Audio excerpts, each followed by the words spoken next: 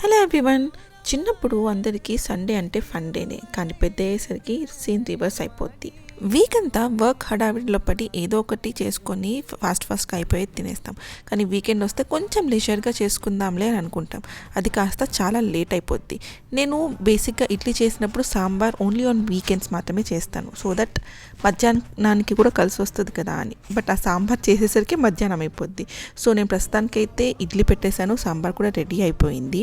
ఇంకా మా ముగ్గురికి సర్వింగ్ స్టార్ట్ చేశాను. ఫస్ట్ దానితో స్టార్ట్ చేశాను. తను టూ తింటుంది. తనకు సాంబార్ తక్కువ, వెజిటేబుల్స్ ఎక్కువ వేయాలి. అండ్ రవికి వచ్చేసరికి సాంబార్ ఎక్కువ ఉండాలి అండ్ వెజిటేబుల్స్ ఎక్కువ ఉండాలి. ఇంకా నా ప్లేట్ విషయానికి వస్తే అసలు వెజిటేబుల్స్ ఉండకూడదు, ఓన్లీ సాంబార్ ఉండాలి. మేము బ్రేక్ఫాస్ట్ తినేసరికి ఆల్మోస్ట్ 11 అయిపోయింది. కొంచెం సేపు ప్రశాంతంగా కూర్చుందాం అనేసరికి మళ్ళీ లంచ్ చేయాలని చెప్పి గుర్తొచ్చింది. బట్ తప్పదు కదా, ఇంకా అయిపోగానే లంచ్ ప్రిపరేషన్ చేసేసుకున్నాను. మా సండే మార్నింగ్ అయితే ఇలా గడిచింది. Follow for more.